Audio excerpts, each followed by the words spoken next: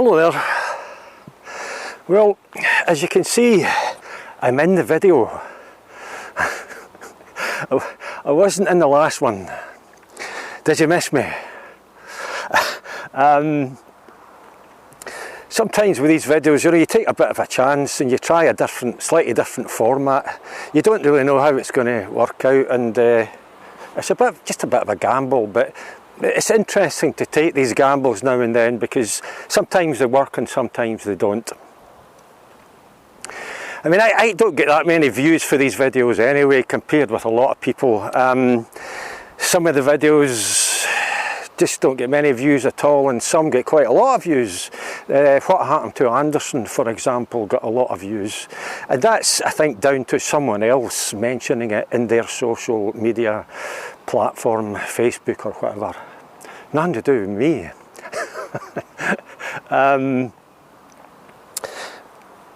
Today I'm in Alva. Well, I've just left Alva, and we're just going a short walk into the Ochil Hills.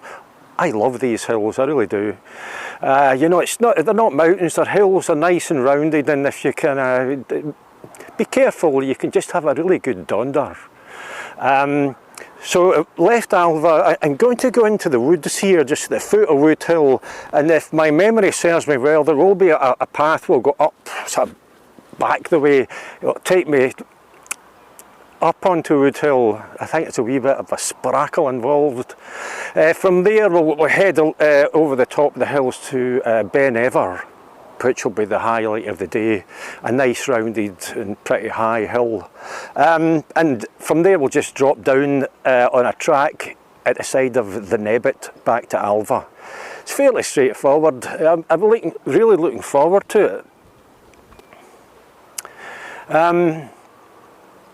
I am actually working on another idea at the moment as far as these videos are concerned. It'll be a series of videos. I'm not sure if I can use the word video, because it'll be voiceover over old black and white photographs with various themes going on. Again, I don't know how it's going to go. We'll see, you know. It's one of these ones that there's quite a lot of work involved, and it takes me a wee bit of time.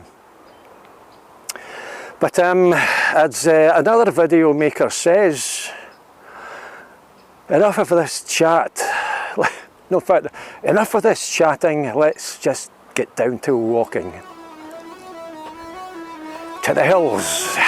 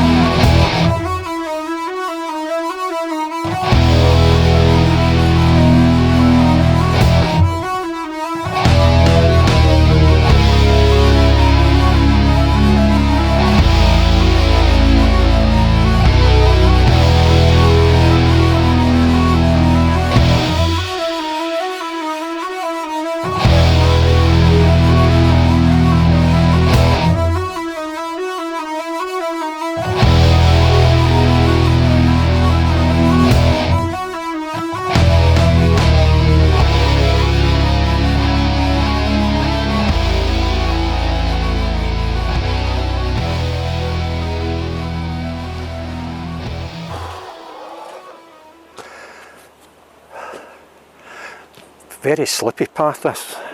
That kind of wee stones and dirt that's sliding about all over the shop. This footpath, I couldn't see it on any maps. I just sort of remember it from long ago. Initially it started off quite wide. It kind of separated from the main track through the bottom of Woodhill Woods, separated on the left. But then there was just this little tiny path come off that, and I almost missed it. But I feel pretty certain that this is it, and I think just up there will sort of be the edge of Silver Glen. I've always thought that there was something at the top of Woodhill. When you look at maps, old and modern, there isn't.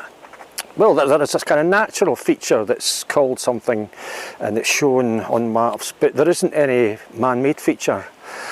I have my doubts about that. I sort of see something there that just has me wondering whether it's some kind of fort or settlement. I see concentric lines of what maybe at one time were banks, ditches. As in a lot of cases, I could just be talking nonsense here, but I'll speak more about this later once we get up there. So let's go.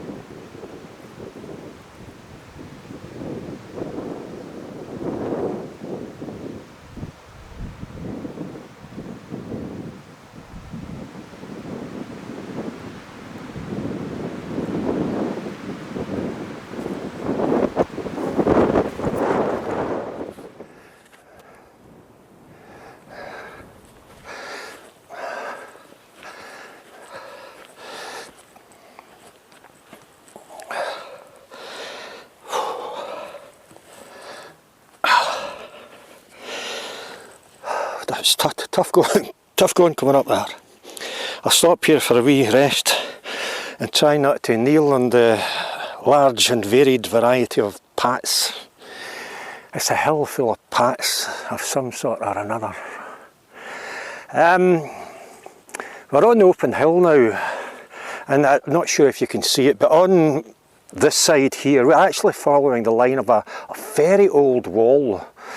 This is, I'm almost inclined to use the word ancient. You know, a lot happened in these hills in the past. There are various field systems and enclosures and any number of things.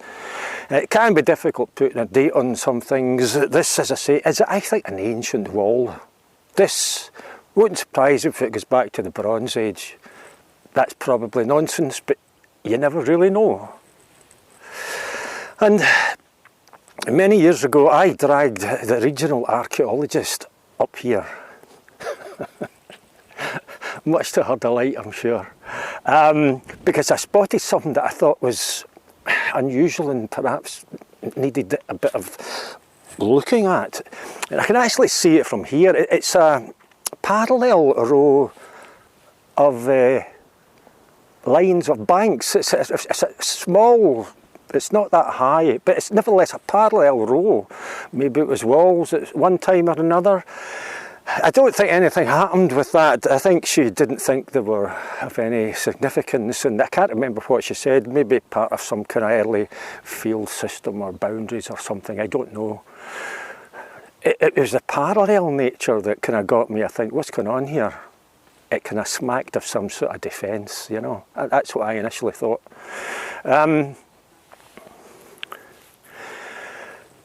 But this is, as I say, that was tough going coming up there. Very slippy. You've got to be careful because you're sometimes on the edge of quite a very steep drop.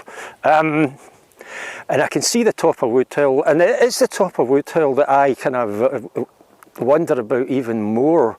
And it is when you look at an Ordnance Survey map that you can perhaps get a better handle on what it looks like might be going on up here. And we'll discuss this a little bit more when we get to the top of Woodhill. Once we're up there, it's a fairly easy donder along a kind of hilly ridge. The word ridge conjures up images of rocks and things. It's not, it's all nice bouncy green hilly stuff. Heading towards Ben Ever. Ben Ever, is it? Hold on. Ben Ever doesn't sound right. It is Ben Ever. So that's allowed my lungs to calm down. Let's be on our way.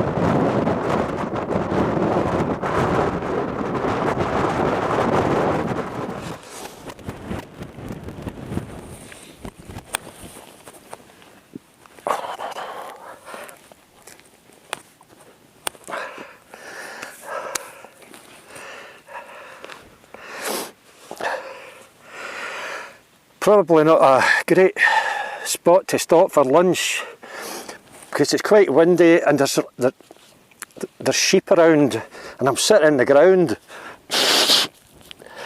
instead of a rock, so you know it's a recipe for picking up a tick or two. It's always important to check yourself when you get back home for ticks. And I think, you know, a lot of people stay on their own. And I think there should be shops. There should be a shop in every town and city in the country where you could go in and you would pay a small amount of money and somebody would check you over for ticks. That'd be good fun, wouldn't it?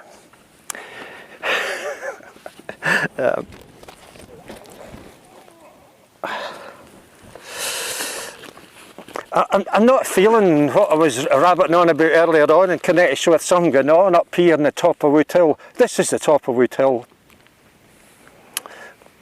It's just that when you look at an Ordnance Survey map and satellite images, I can almost see 2 or 3 concentric sort of lines of what I think may have been banks at one time.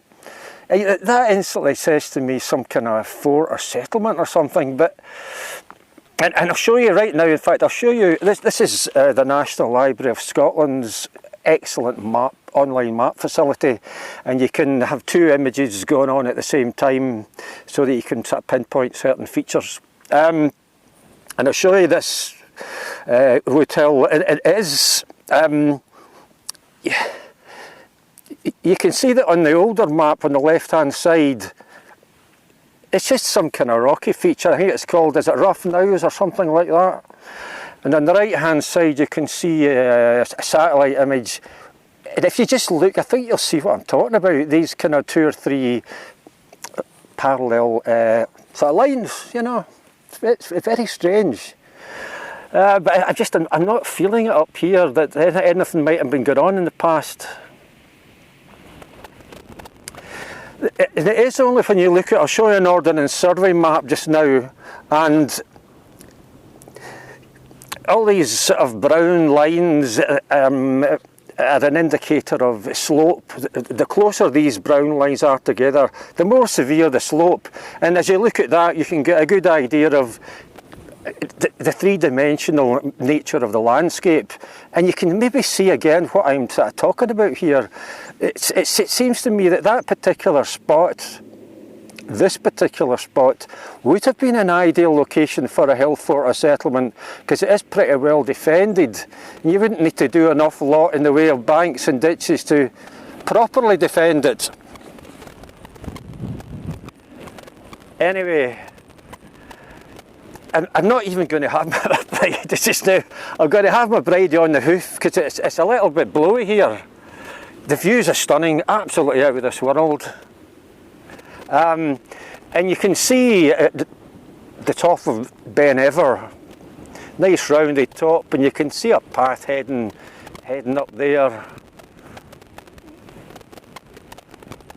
It's a bit of distance to go yet, mind you. But I'm sure I'll feel up to it after I've had my bridie. So let's get cracking.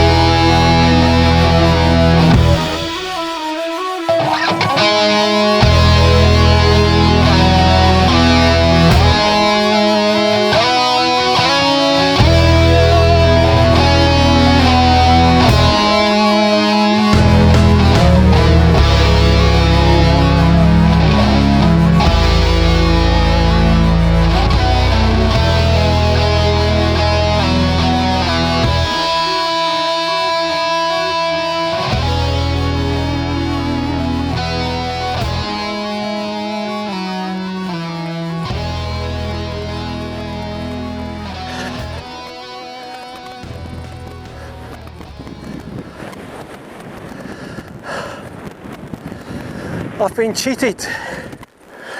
This is the top of Ben Ever, and it's a piddly wee pile of stones. What a disgrace.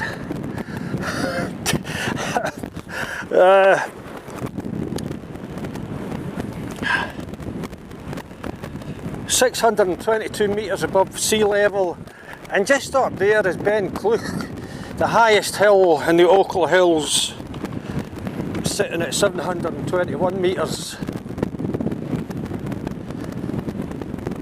But my goodness, it's very windy. Just as well I've got the big tripod with me, although I strongly suspect even it is going to struggle a bit in this wind. I didn't think it was going to be as windy as this. Why did I not bring a jacket? Because the BBC weather forecast said it was going to be 21 degrees centigrade. It's flipping freezing. Earlier on when I said my kind of piece when I was sitting on the ground, that was the top of Wood Hill. I got a little confused when I left that spot because there's actually a higher bit and I thought, oh no, that's the top, no. But no, where it was the top of Wood Hill. It's been a great walk. It's been windier than I thought. The wind's kind of spoiled it just a little bit, you know. You don't feel as if you're getting any peace and quiet when it's as windy as this. It's just like a constant barrage, yeah. It's just a noise in your ears. But anyway, it's downhill all the way. It's a lovely kind of path all the way down. It'll bypass, what do you call it, the Nebit, this side of the Nebit, and then down into Alva.